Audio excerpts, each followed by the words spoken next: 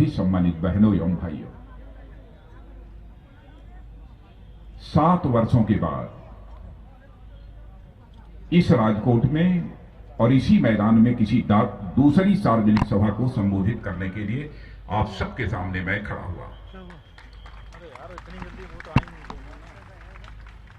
वैसे गुजरात इस राज्य में कई स्थानों पर सार्वजनिक सभाओं को संबोधित कर चुका हूं, लेकिन राजकोट इस शहर में दूसरी बार सार्वजनिक सभा में कर रहा हूं। पहली बार जब हमारी सार्वजनिक सभा 2007 में थी, तो शायद आज जो यह भीड़ मेरी आंखों के सामने दिखाई दे रही है, यह जो जनसमूह हमको दिखाई दे रहा है, वह जनसमूह मैंने 2007 की सार्वजनिक सभा में नहीं देखा था। आज का जनसमूह 2007 के जनसमूह से यह बड़ा है और मुझे बेहद खुशी है। आप जैसे गुजरात की मां की कोख से पैदा हुए लोग और आप लोगों ने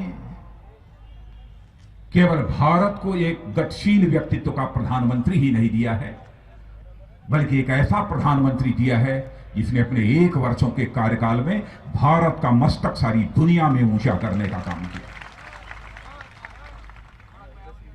इसलिए मैं आप सभी गुजरात के बहनों भाइयों के प्रति आभार व्यक्त करना चाहता हूं। बहनों भाइयों, आज के 1 साल पहले हम यह कल्पना भी नहीं कर सकते थे कि भारत की संसद में कभी भारतीय जनता पार्टी को स्पष्ट बहुमत हासिल होगा।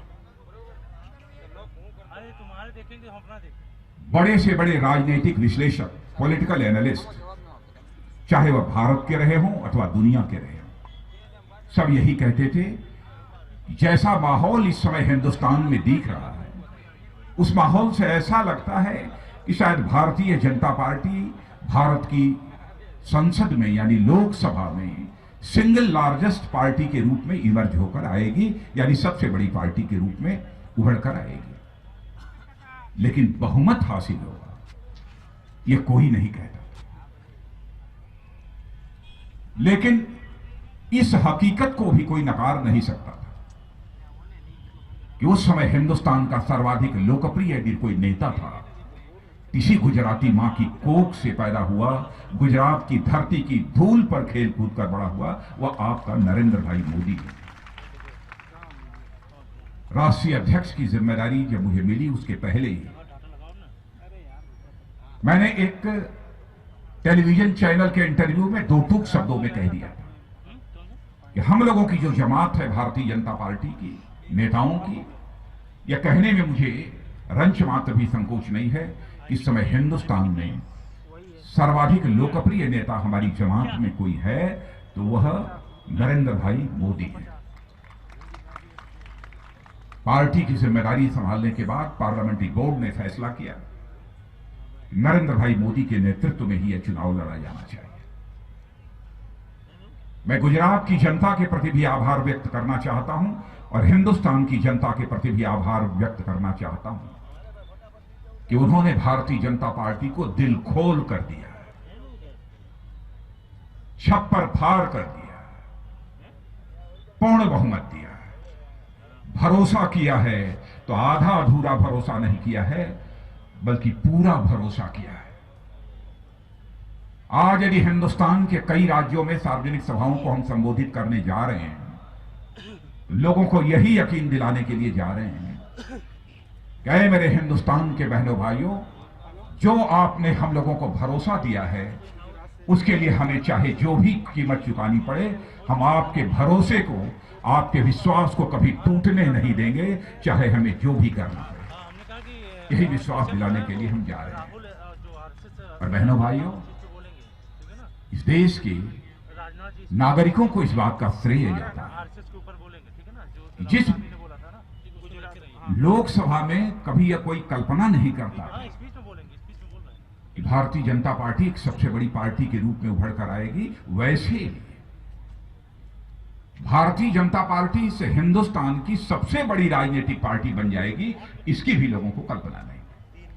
आज आप सभी कार्यकर्ता अपना सीना ठोक कर कह सकते हो कि आज के दिन आपकी यह भारतीय जनता पार्टी केवल हिंदुस्तान की ही सबसे बड़ी पॉलिटिकल पार्टी नहीं है, बल्कि सारी दुनिया की सबसे बड़ी पॉलिटिकल पार्टी बन गई है।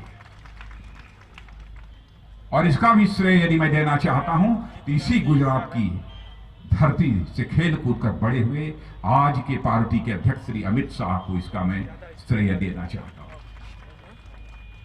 मैं भी राष्ट्रीय अध्यक्ष था, लेकिन मुझे यह कहने में संकोच नहीं है कि मैं सारी दुनिया की सबसे बड़ी पार्टी भारतीय जनता पार्टी को नहीं बना पाया, लेकिन अमित भाई ने दुनिया की सबसे बड़ी political party Bharatiya Janata party को बनाया है। 1 वर्षों से हमारी केंद्र में सरकार चल रही है। मैं जानता हूं भारत में ही नहीं बल्कि सारी दुनिया में 1 वर्षों का जो हमारी सरकार का कार्यकाल है, उसके कामकाज की समीक्षा, जिसे रिव्यू कहते हैं, रिव्यू किया जा रहा है कि 1 साल में नरेंद्र भाई मोदी के नेतृत्व में भारत की सरकार ने क्या किया है, क्या नहीं किया है। मेरे बहनों भाइयों, इस पर तो विवाद हो सकता है। कोई यह कह सकता है यह काम किया लेकिन यह काम नहीं किया, काम अधिक किया, काम कम किया, इस बात पर तो विवाद हो सकता है।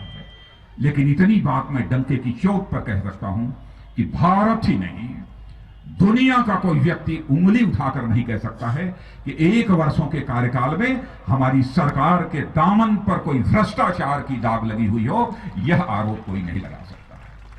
हमारी नीयत के ऊपर भी कोई सवालिया निशान नहीं लगा सकता है। यह करके हम लोगों ने दिखाया है। लेकिन 1 साल सत्ता से बाहर रहने के कारण मुझे लगता है कि हमारे कांग्रेस के दोस्तों में बेचैनी है, वो बहुत ही परेशान है कि सरकार कैसे ठीक ठाक काम कर रही है। और एक युवराज हैं, कांग्रेस के युवराज, वो कहते हैं कि प्रधानमंत्री जी अपने देश में कम घूमते हैं, दुनिया के दूसरे देशों में ज्यादा घूमते हैं। और सुझाव देते हैं युवराज, कहते हैं कि अरे प्रधानमंत्री जी जरा अपने देश में भी घूमिए। हमारे प्रेस के मित्र यहां पर बैठे हैं, आंकड़े उठाकर देखें। मनमोहन सिंह जी जब भारत के प्रधानमंत्री बने थे तो कमोबेश 1-2 कम अधिक हो सकता है, इतनी ही यात्राएं की थी 1 वर्ष के अंदर जितनी कि हमारे प्रधानमंत्री नरेंद्र भाई मोदी ने की। लेकिन वह जब जाते थे तब हमारे यह मीडिया के मित्र जो यहां पर चैनल के लोग खड़े हैं, उसको जिस तरीके से चैनल पर दिखाना चाहिए नहीं दिखा पाते थे। इनकी गलती नहीं है, इनका दोष नहीं है, यह तो उसी चीज को जो चलाएंगे जो चलाने लायक हो,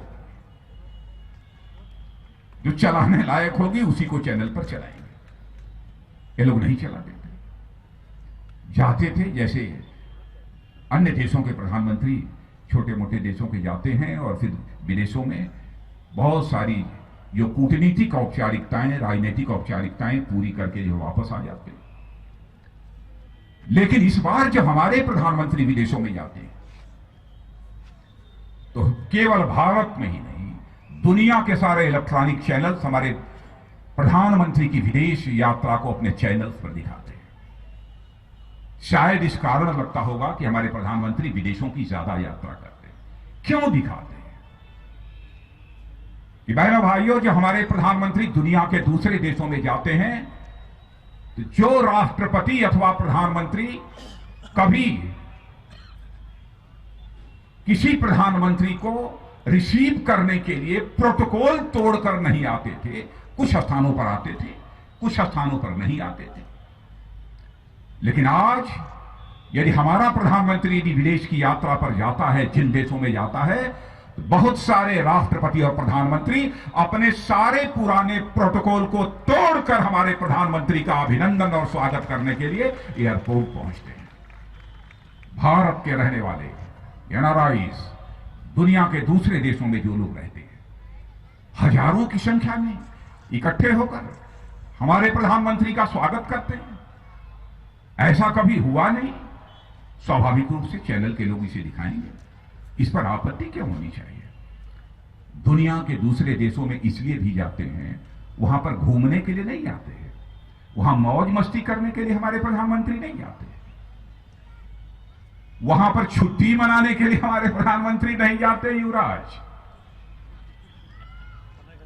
और आप तो 2-2 महीनों की छुट्टी पर चले जाते हैं। मैं भारत का गृह मंत्री हूं, मुझे चिंता होती है कि हमारे देश का एक नेता कहां चला गया। लेकिन नरेंद्र भाई मोदी कभी विदेशों में छुट्टी मनाने नहीं जाते और आप बराबर भारत में नहीं घूमते हैं, केवल विदेशों में घूमते हैं। एक बेतुके आरोप लगाते हैं। चीन की यात्रा भी हाल की यात्रा हुई थी। बहुत सारे ऐसे मुद्दे थे जिनमें मुद्दों पर चीन में जैसी दो टूक बात करनी चाहिए, हमारे प्रधानमंत्री ने दो टूक बात की है। आपको याद होगा, यही चीन अरुणाचल प्रदेश जो भारत का हिस्सा है, उसके बारे में बराबर दावा पेश करता रहा है कि अरुणाचल यह भारत का हिस्सा नहीं है, बल्कि अरुणाचल यह चीन का हिस्सा है। कश्मीर वैली के बारे में भी चीन यह दावा करता रहा है, कश्मीर की घाटी यह भारत की नहीं है, यह चीन की है।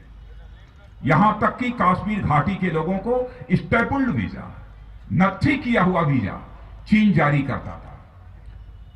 लेकिन कांग्रेस के युवराज को मैं कहना चाहता हूं कि हमारे प्रधानमंत्री जी जब गए तो दो टूक शब्दों में उन्होंने बात की और कहा, अरुणाचल प्रदेश और कश्मीर घाटी यह भारत का हिस्सा था, भारत का हिस्सा है और भारत का हिस्सा रहेगा। इसलिए वह विदेश की यात्रा पर जाते हैं, इसलिए वह विदेश की यात्रा पर जाते हैं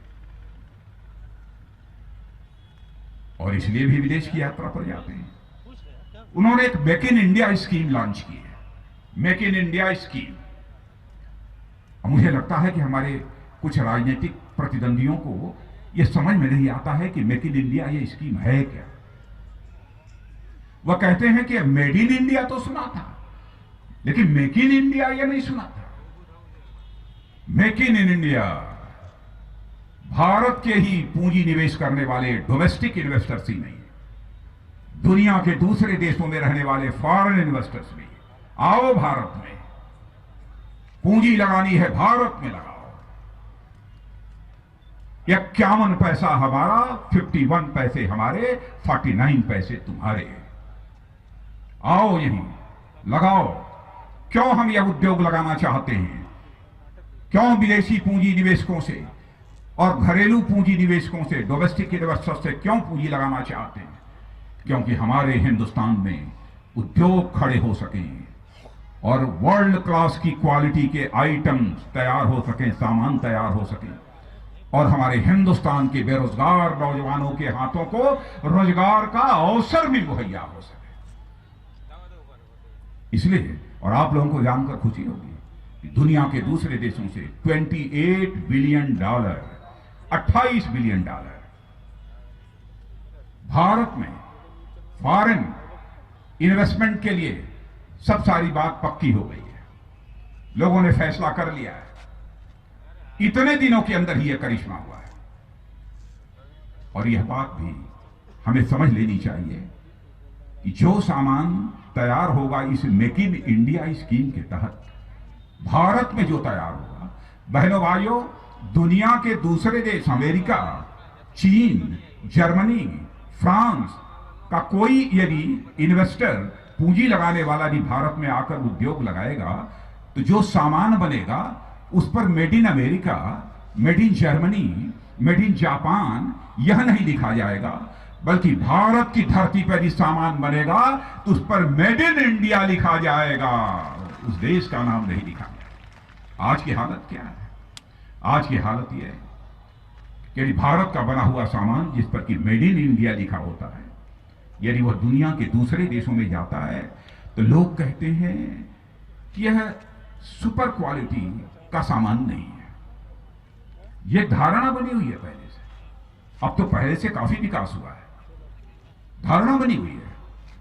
लेकिन बहनों भाइयों, यहां पर हम ऐसे सामान बनाना चाहते हैं, वर्ल्ड क्लास क्वालिटी के सामान बनाना चाहते हैं कि भारत की धरती पर बना हुआ सामान जब दुनिया के दूसरे देशों में जाएगा और वह वर्ल्ड क्लास क्वालिटी का सामान होगा, तो लोग ये कहेंगे कि जिस पर made in Germany, made in Japan, made in America लिखा है, यह सामान सुपर क्वालिटी का नहीं है, बल्कि जिस सामान पर मेड इन इंडिया लिखा है वही सुपर क्वालिटी का सामान है और दुनिया के लोग भारत की धरती पर बने हुए सामान को खरीदेंगे। क्या हम भारतवासियों का मस्तक इससे ऊंचा नहीं होगा?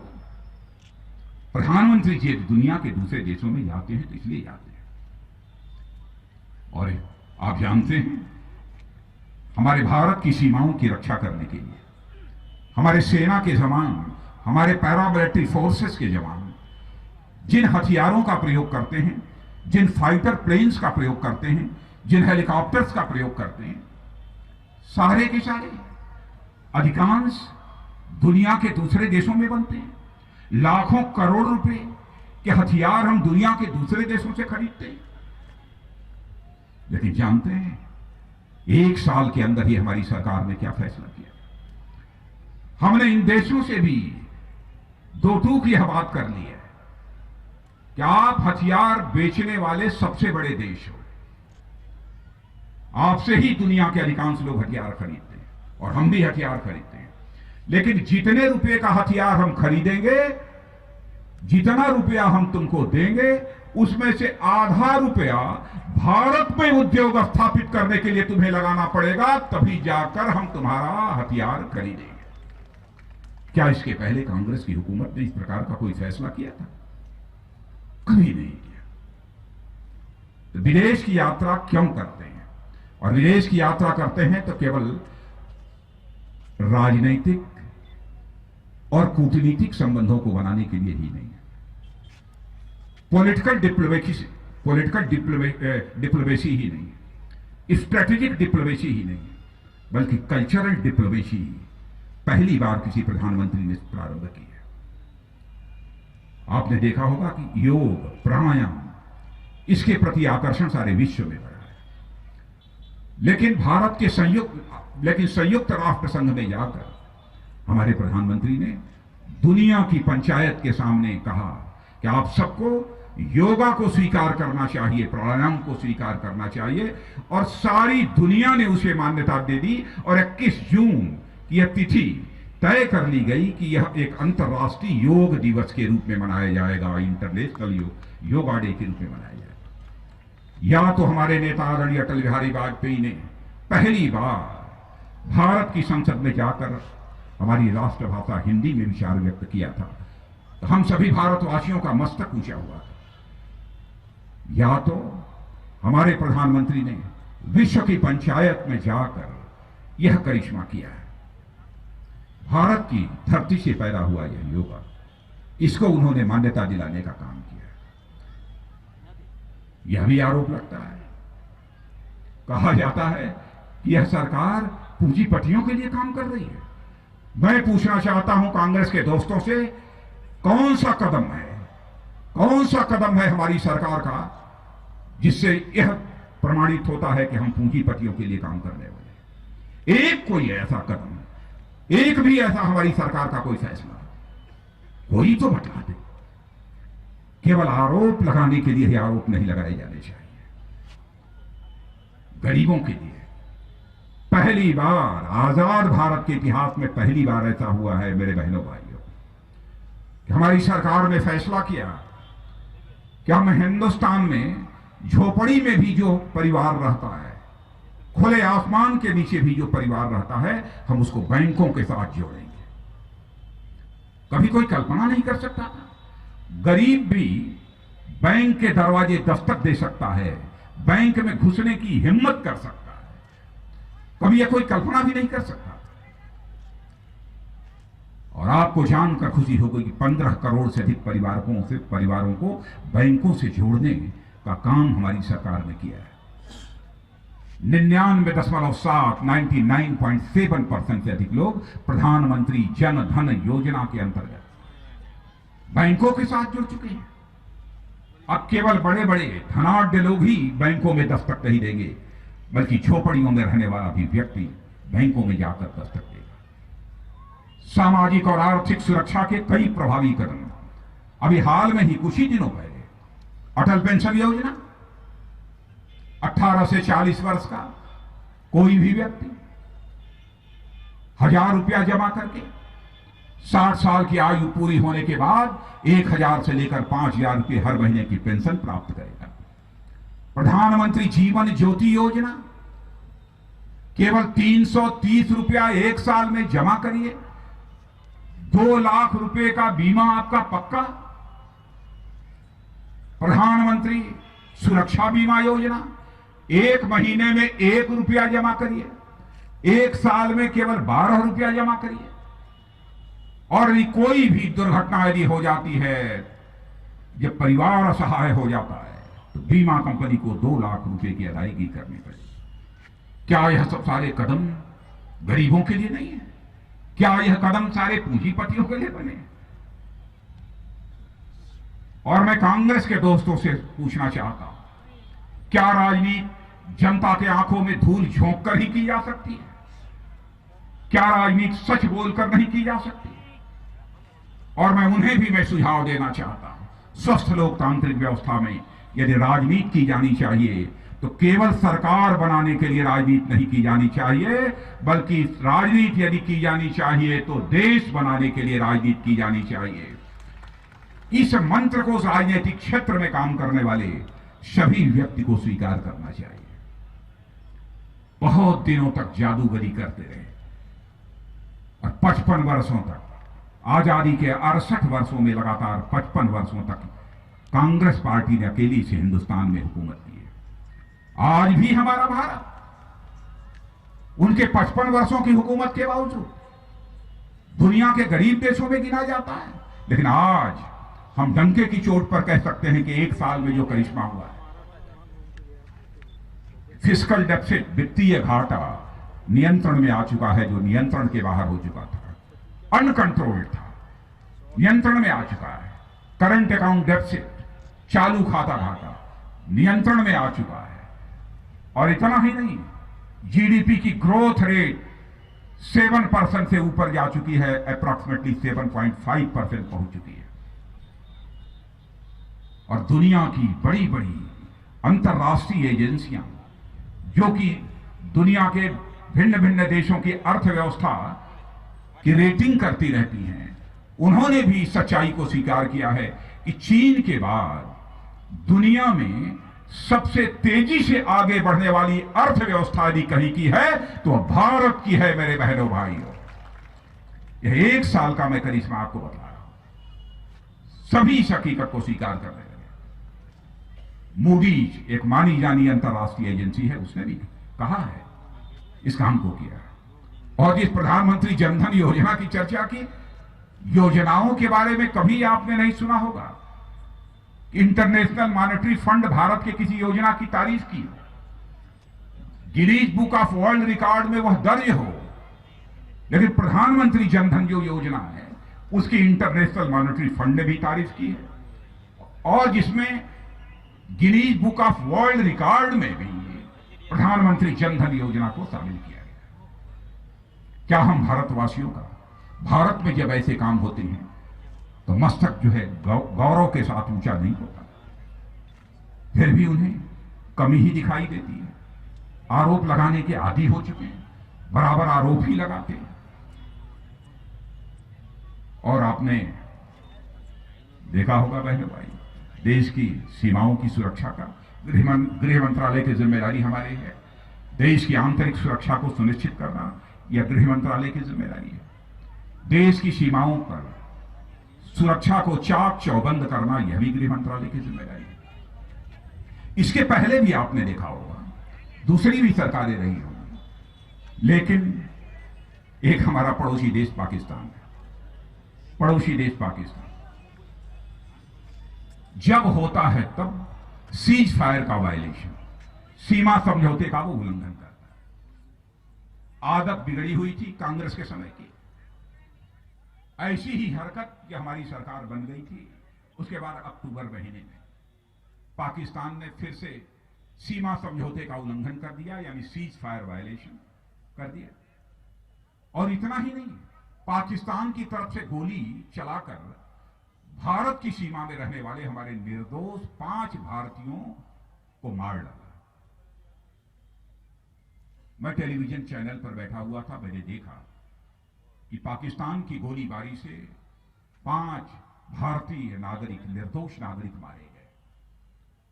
तुरंत मैंने टेलीफोन मिलाकर बॉर्डर सिक्योरिटी फोर्स के डायरेक्टर जनरल से मैंने पूछा क्या हो रहा।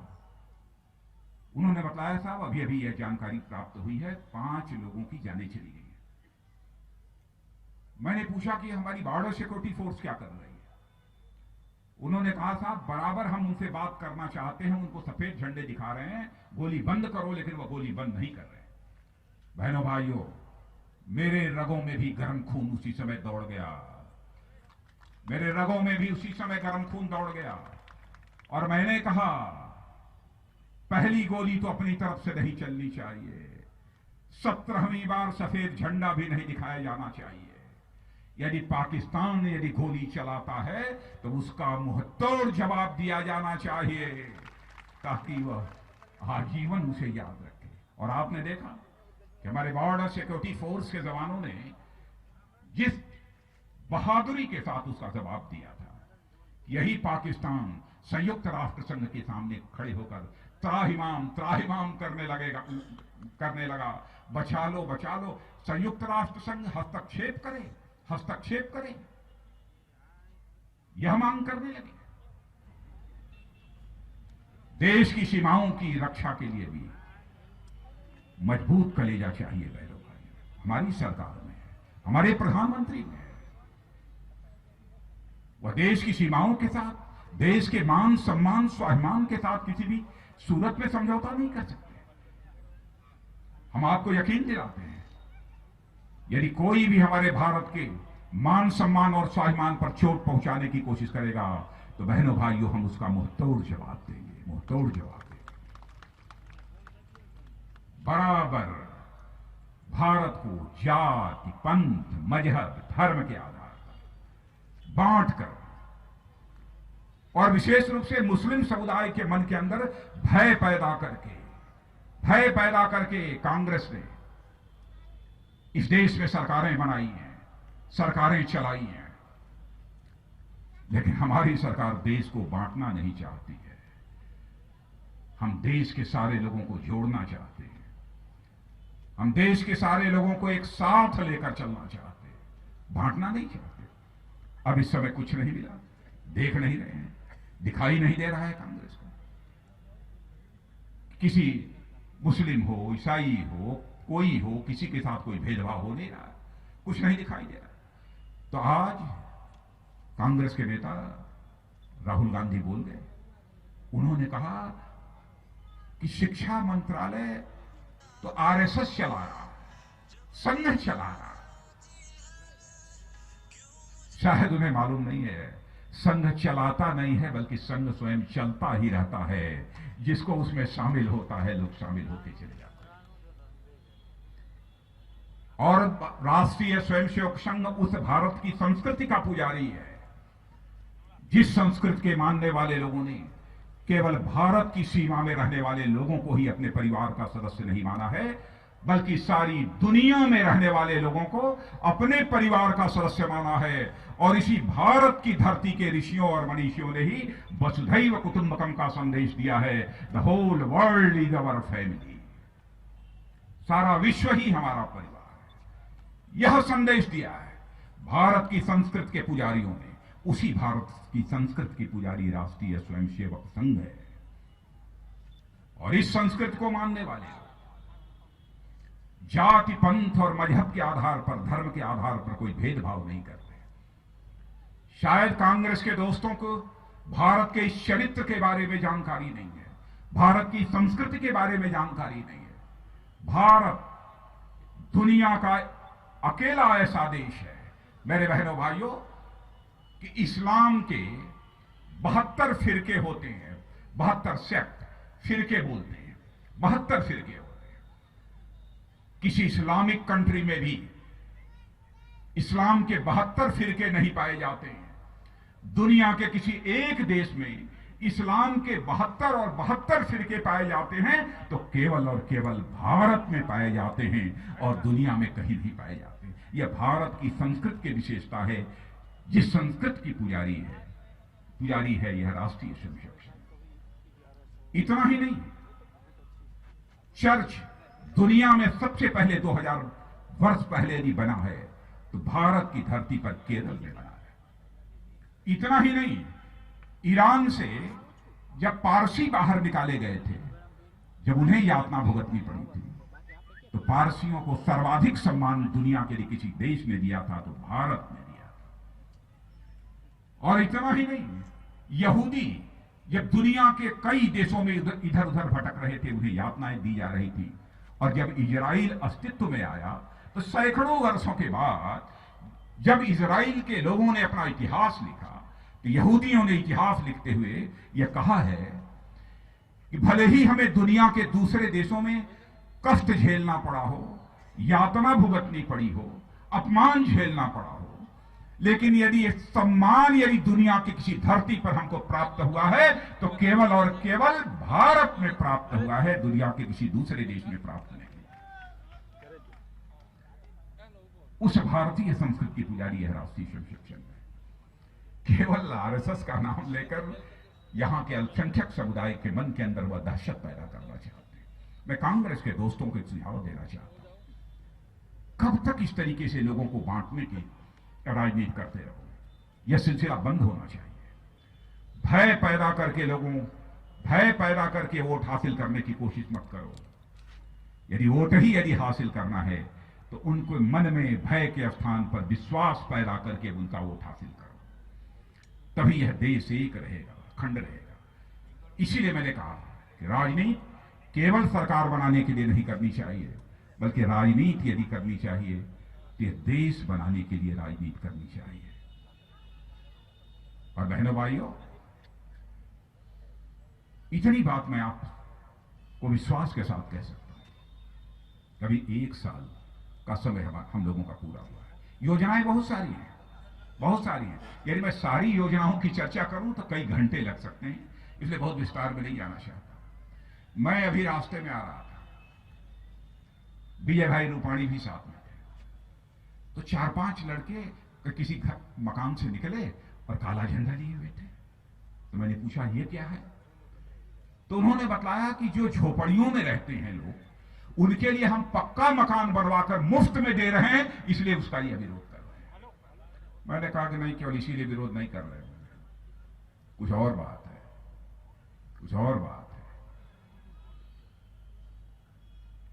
काले धन में जो लिप्त हैं उनकी जांच कराने के लिए यह एसआईटी हमने बनाई है। काला धन हिंदुस्तान में पैदा न होना पाए, इसके लिए हम कठोर कानून बना रहे हैं। शायद उसका विरोध कर रहे होंगे काले झंडे दिखाकर। क्या मतलब है? क्या चाहते हो कि जो लोग झोपड़ियों में रहे, इस समय अपनी जिंदगी बसर कर रहे हैं, आजीवन वह केवल झोपड़ियों में ही अपनी जिंदगी बसर करते हैं?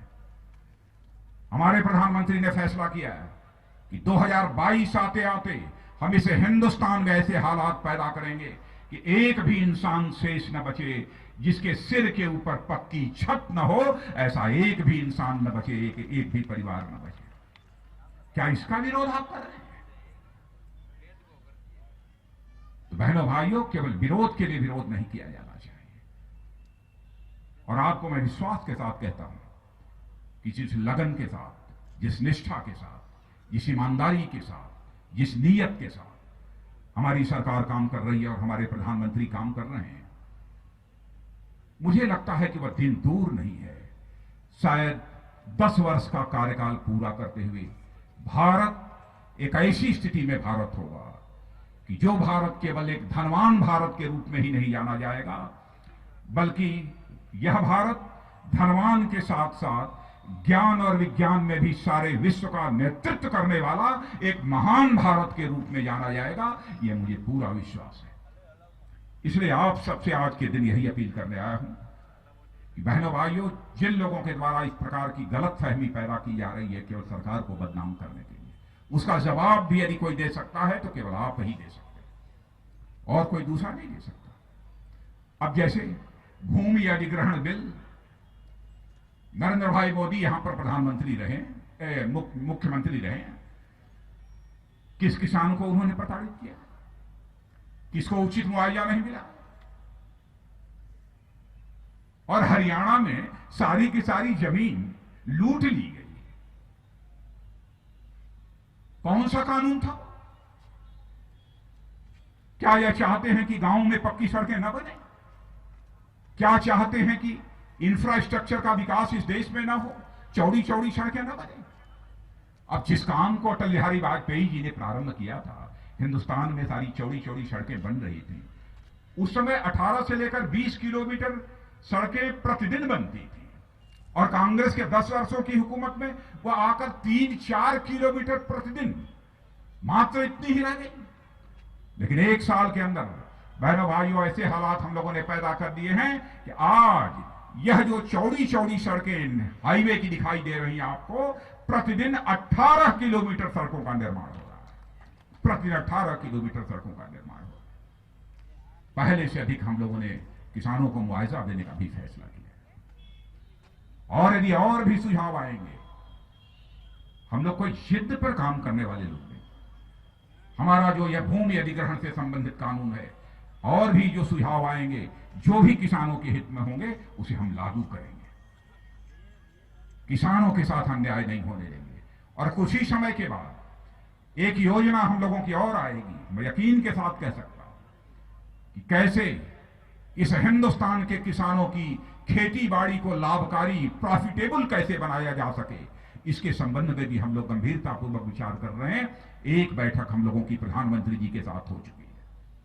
इसीलिए मैं कहता हूं, आश्वस्त रहिए पूरी तरह से कि भारत महान भारत बनेगा। आप सभी का सहयोग चाहिए, यही अपील करते हुए और आप सबको 1 वर्ष का कार्यकाल पूरा होने पर हार्दिक बधाई देते हुए अपना निवेदन समाप्त करता हूं। बहुत बहुत धन्यवाद।